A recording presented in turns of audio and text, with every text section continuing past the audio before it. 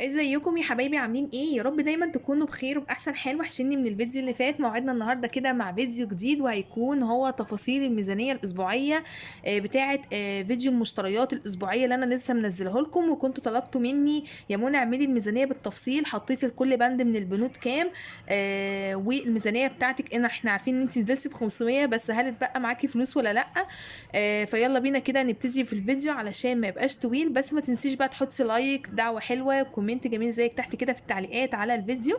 شكرا جدا لكل واحده بتكتب لي تعليق حلو من قلبها. قد ايه انا ببقى مبسوطه وفرحانه جدا بالتعليقات الحلوه اللي دايما بتتكتب لي، وقد ايه بتشجعني ان انا اصور فيديوهات تاني وانزلها على القناه. يلا بينا كده نبدأ في الفيديو علشان ما يبقاش طويل. طبعا انتوا عارفين ان انا نزلت جبت مشتريات الاسبوع بتاعتي ب 500 جنيه. طب ايه ده يا منى؟ انت مش مقسمه معانا الميزانيه لاقسام وبنود؟ انا فعلا مقسمه معاكم الميزانيه لكده، بس انا حبيت الاسبوع دوت انزل بيه 500 جنيه، لان في كذا متابعه جميله كتبت لي قالت لي يا منى احنا ميزانيتنا في الاسبوع 500 جنيه، هتجيبي بيها ايه يعني لو نزلتي بيها السوق وجبتي مشترياتك الاسبوعيه؟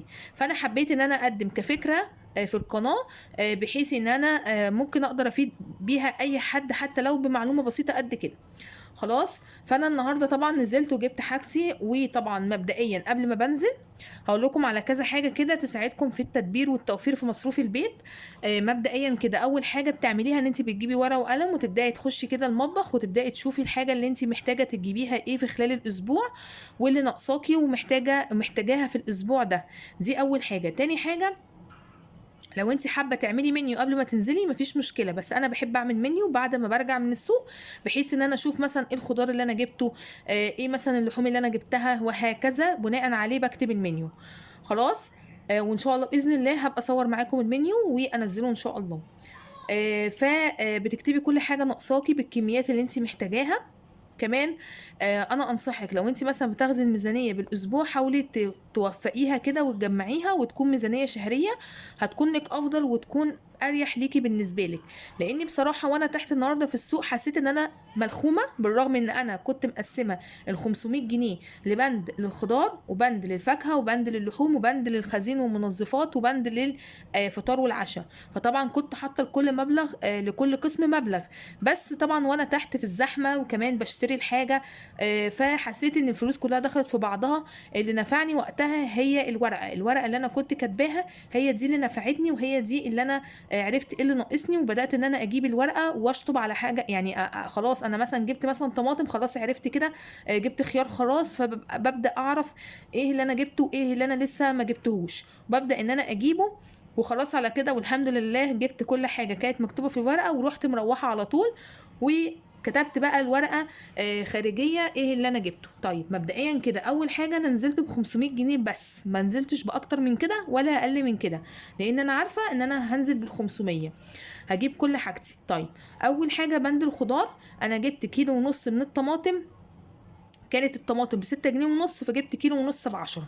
تاني حاجة جبتها كيلو وربع من البطاطس ب15 جنيه، كانت الكيلو ب12. طبعا الكميات ديت انا بجيبها بناء على ايه؟ بناء على استهلاكي وعلى قد اكلتنا وعلى قد احتياجاتي الاسبوعيه. خلاص. في فلوس متوفره خير وبركه بزود، مفيش خلاص بجيب اللي على قد المحدود. كمان جبت حوالي كيلو بصل، هو كيلو اللي حاجات بسيطة كان عامل 16 جنيه. طبعا الحاجة لما تكون غالية قوي كده حاولي تقتصدي فيها، حاولي ما تجيبيش كميات كبيرة عشان ما تهدرش معاكي في الميزانية. جبت كمان بتنجان اللي هو المخلل ب5 جنيه. جبت كمان كيلو خيار ب10 جنيه. جبت كمان ربع فلفل الوان ب6 جنيه، هو كان ازيد من ربع حاجة بسيطة. كمان جبت ربع جزر وربع فلفل، الاتنين على بعض كانوا اكتر من نص كيلو، كانوا عاملين 8 جنيه ونص. جبت كمان نص كيلو من الملوخية ب6 جنيه. وجبت كمان ليمون ب5 جنيه.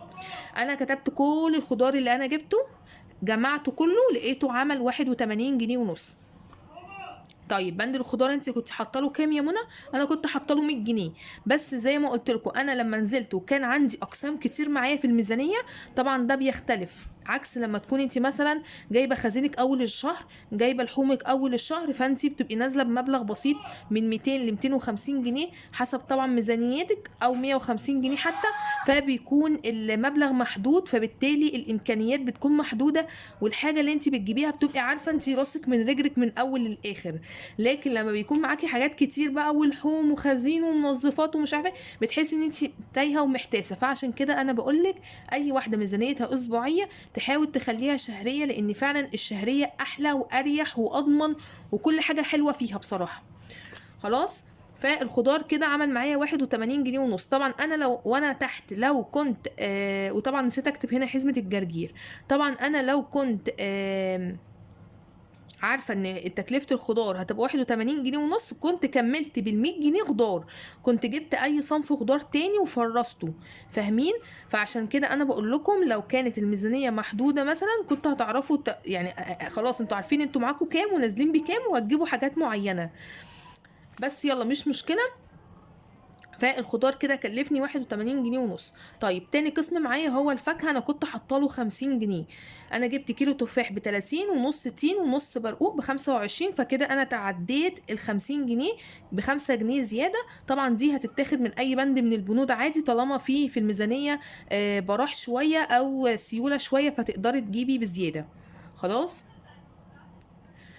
طيب تالت حاجة معايا هو قسم اللحوم. قسم اللحوم بالنسبة لي أنا كنت حاطاله 200 جنيه. ال200 جنيه دول تجيبيهم تجيبي بيهم بقى كل حاجة زي ما انت عاوزة وزي ما انت بتحبي. مثلا مرة تجيبي فرخاية مثلا في حدود 150 جنيه، دي هتكون في حدود 2 كيلو، لأن كيلو الفراخ النهاردة ب70 جنيه، سعره نزل شوية.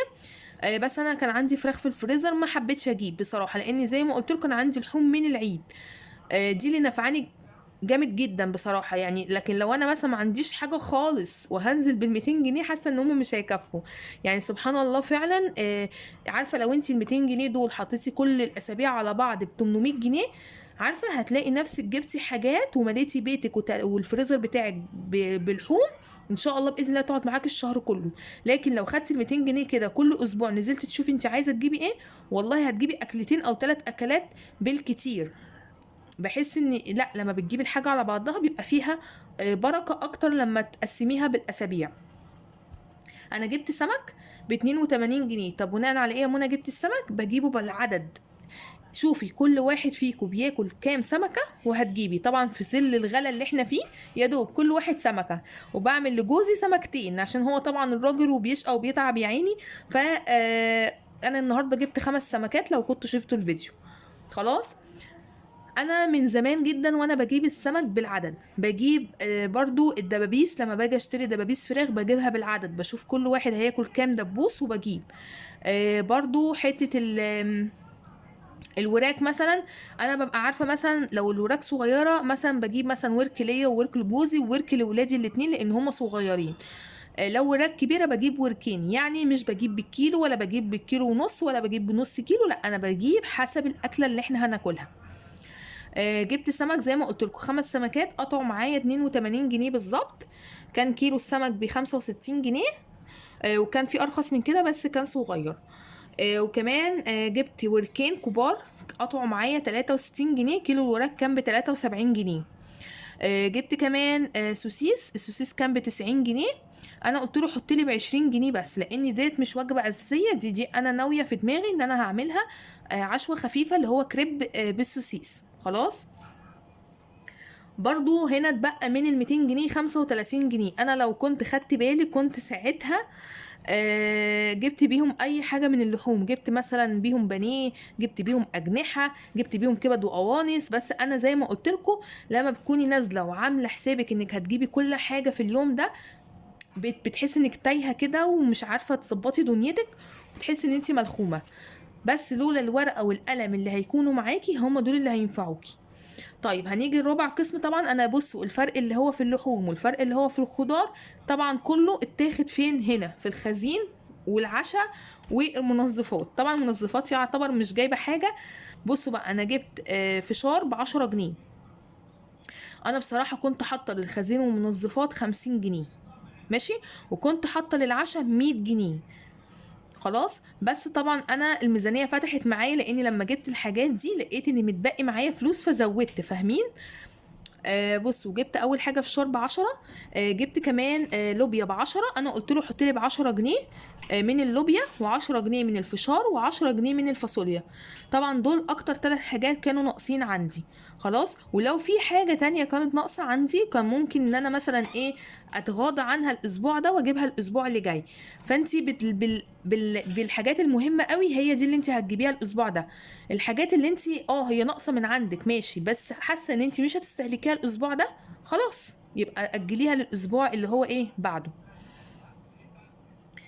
كمان جبت نص كيلو من الرز البسمتي ب40 جنيه، وجبت كمان صابون مواعين سايب كيلو ب5 جنيه من عند بتاع المنظفات. خلاص. جبت كمان جلاش، وجبت كمان كريب عشان خاطر اعمل بيه السوسيس. الاتنين مع بعض كانوا عاملين 25 جنيه. جبت كمان اكياس مايونيز ب6 جنيه، وجبت كمان اكياس كاتشب ب5 جنيه. جبت كمان برطمان مربى صغير كان ب18 جنيه، وجبت كمان بيض 10 بيضات ب40 جنيه. البيضة كانت ب4 جنيه. جبت كمان علبة جبنة صغيرة اللي هي الربع كيلو ب15 جنيه اللي هي عبور لاند. وجبت كمان نص كيلو من الجبنة القريش ب30 جنيه. طب يا منى الاجمالي كده كام؟ زي ما قلت لك كنت نازله ب 500 جنيه. طبعا انا حسبت بقى الحسبه بتاعتي كلها لقيتها عامله 495 جنيه ونص بالظبط. يعني اتبقى معايا 4 جنيه ونص. تعتبر دول يعني مش حاجه. ماشي، توفير، مفيش مشكله. عايزه تشيليهم في حصاله كده وتجمعي كل اسبوع على بعضه، مفيش مشكله. عايزه تخليهم، انا بخلي بصراحه علبه كده للفضه. بحتفظ بالفضه لانها بتنفع بصراحه في الزنقات، في المواصلات، في الحاجات اللي زي دي. بس كده. وده كان فيديو النهارده، وده فيديو مفصل عن الميزانيه اللي انا نزلت بيها النهارده، ميزانيه ال 500 جنيه. عايزه اقولك على حاجه بقى، انت لو انت هتمشي بالميزانيه ديت وعايزه الاقسام بالفلوس بتاعتها، هتحطي للخضار 100 جنيه. واي حاجه تتبقى بعد ما تجيبي كل الاساسيات هاتي بيها خضار وفرزيه في الفريزر.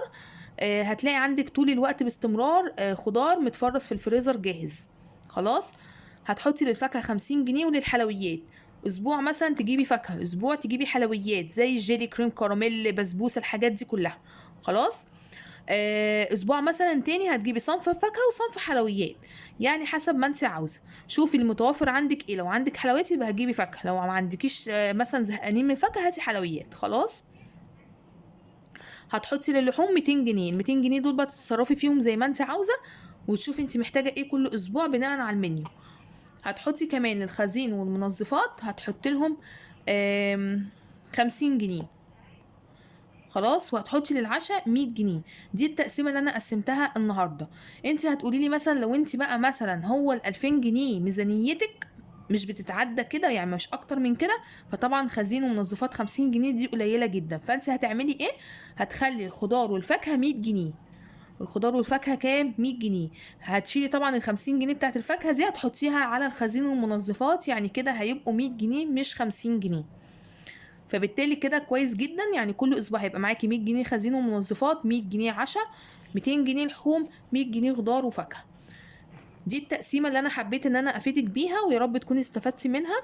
ما تنسوش بقى تحطوا لايك. اشوفكم على خير فيديو جديد. مع السلامه.